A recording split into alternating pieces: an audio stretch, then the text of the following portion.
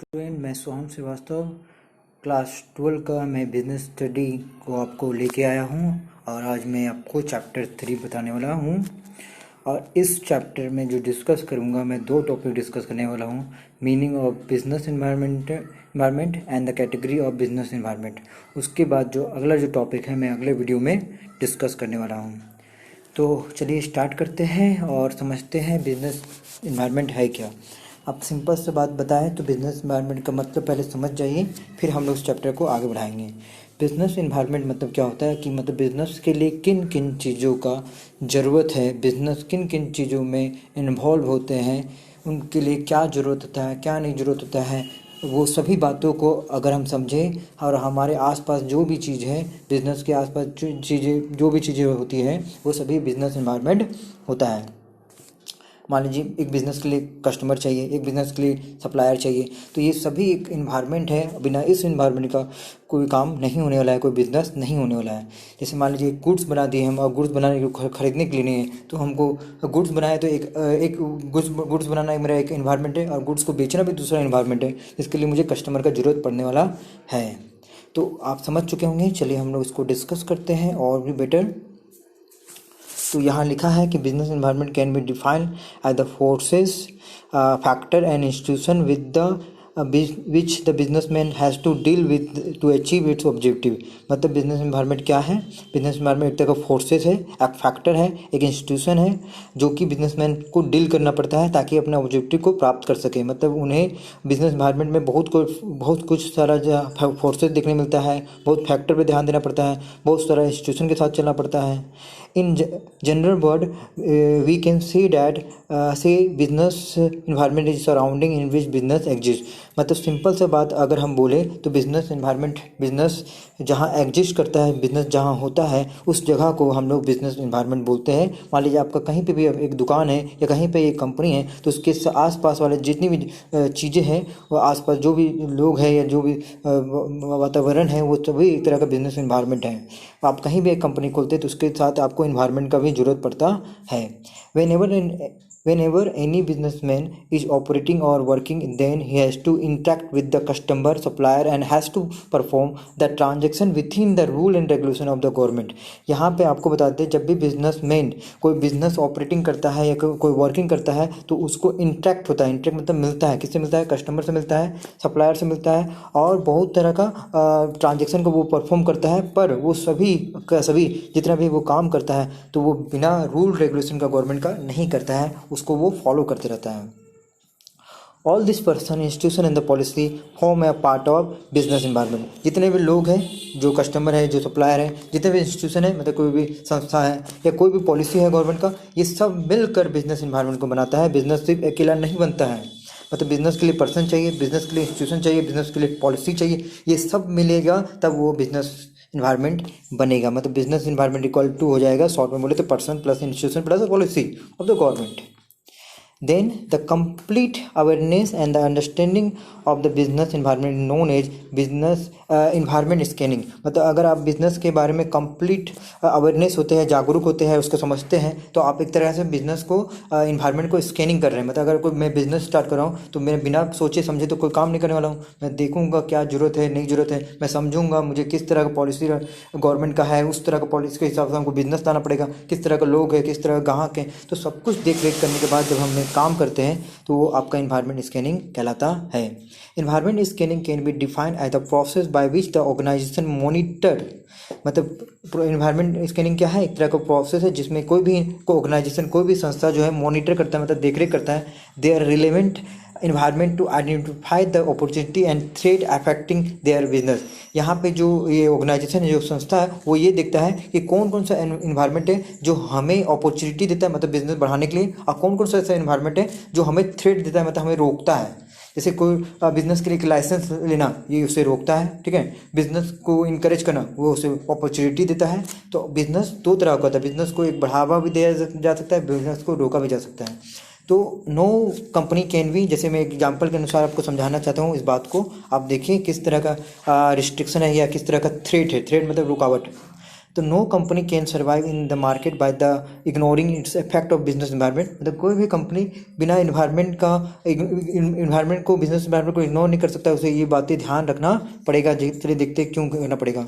The efficient management analysis and the environment make the changes in the organizational policy to interact its activity with the business environment. इस चीज़ को हम बढ़िया से समझते हैं। द मोस्ट एग्जाम्पल, अब इसका एग्जाम्पल देखते हैं। The most suitable example to prove the impact of business environment is the controversial case.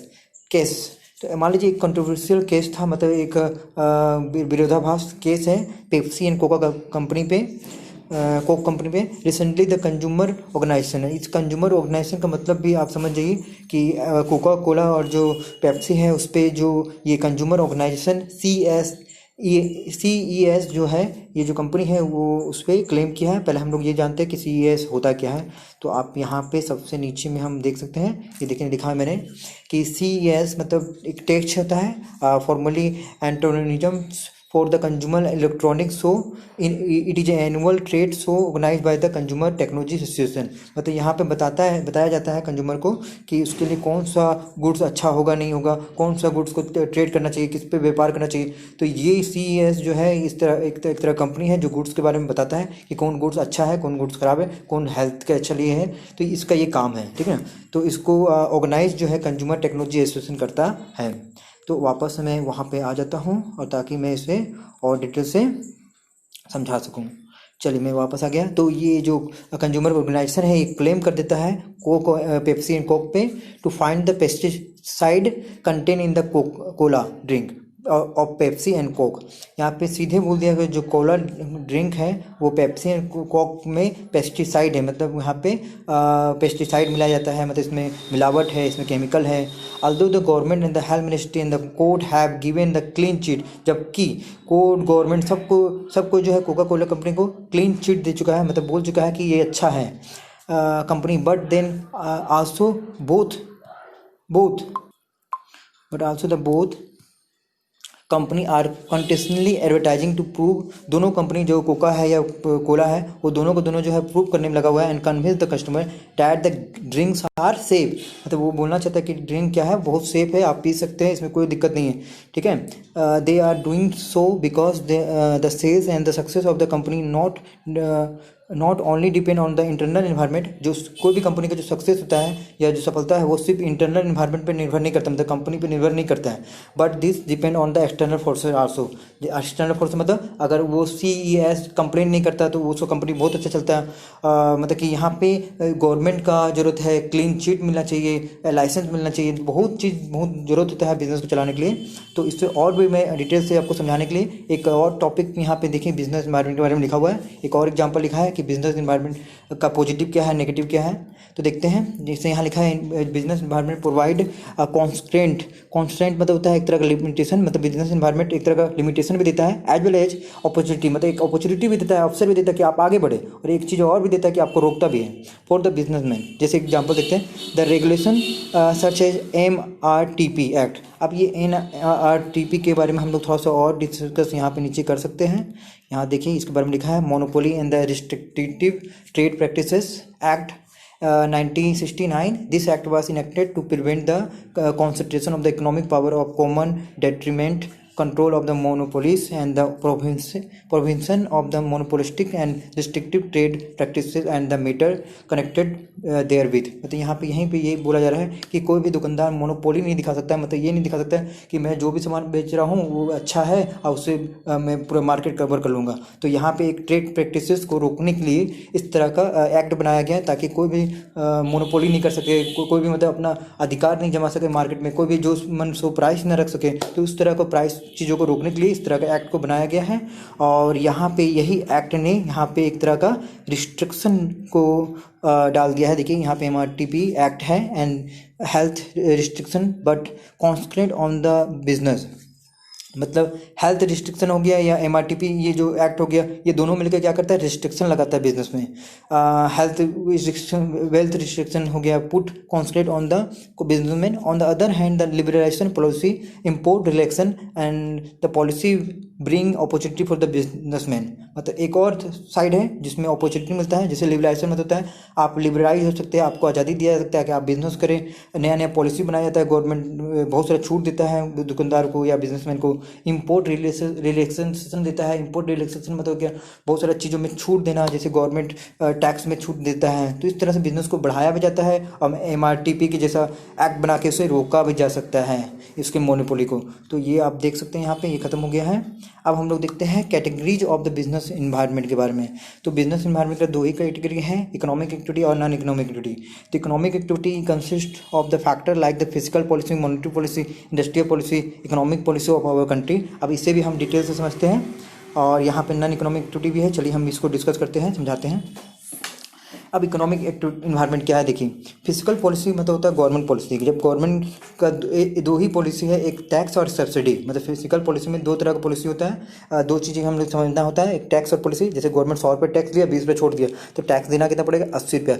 ये गवर्नमेंट का फिजिकल पॉलिसी करता है। ये बिजनेस इन्वायरमेंट का पहला टाइप पार्ट हो गया जो इकोनॉमिक इन्वायरमेंट के अंतर्गत रखा जाता है। फिर इंडस्ट्रियल पॉलिसी आ गया, लाइसेंस रिलेटेड सारी बातें इंडस्ट्रियल पॉलिसी में आता है कि किस कंपनी को, किस दुकानदार को या किस बिजनेसमैन को पॉलिसी देना चाहिए। फिर उसके बाद आ गया मॉनेटरी पॉलिसी, मतलब किस तरह का मॉनेटरी सप्लाई होगा देश में, किस तरह का पैसा का सप्लाई होना है। तो ये भी बिजनेस इन्वायरमेंट को अफेक्ट करता है। जैसे गवर्नमेंट अगर मनी चेंज करता है तो वो बिजनेस इन्वायरमेंट को अफेक्ट करने लगेगा। फिर इकोनॉमिक डेवलपमेंट, इकोनॉमिक डेवलपमेंट मतलब क्या, किसी आर्थिक विकास, मतलब अगर जिस तरह का बिजनेस है या आपका जहाँ पे बिजनेस है, अगर वहाँ पे रेलवे बना दिया जाए या आर्थिक स्थिति उसका अच्छा कर दिया जाए तो वहाँ का जो बिजनेस इन्वायरमेंट है वो बहुत आगे बढ़ सकता है। फिर इकोनॉमिक सिस्टम, मतलब इकोनॉमिक सिस्टम मतलब सबको एक दूसरे से कनेक्ट कर देना।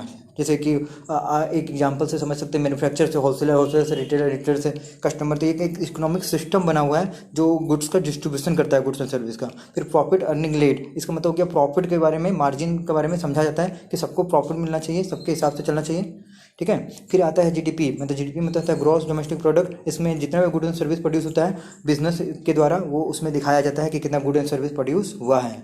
फिर उसके बाद आ जाते हैं हम लोग नॉन इकोनॉमिक इन्वायरमेंट में। यहाँ पे देखते हैं, यहाँ पे इकोनॉमिक का मतलब होता है पैसों के लिए, नॉन इकोनॉमिक मतलब जो पैसों के लिए नहीं होता है।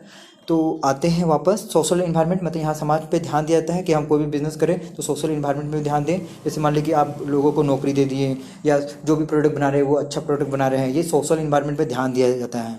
फिर लीगल इन्वायरमेंट, लीगल इन्वायरमेंट मतलब जो भी बिजनेस करे वो लीगल है या नहीं है।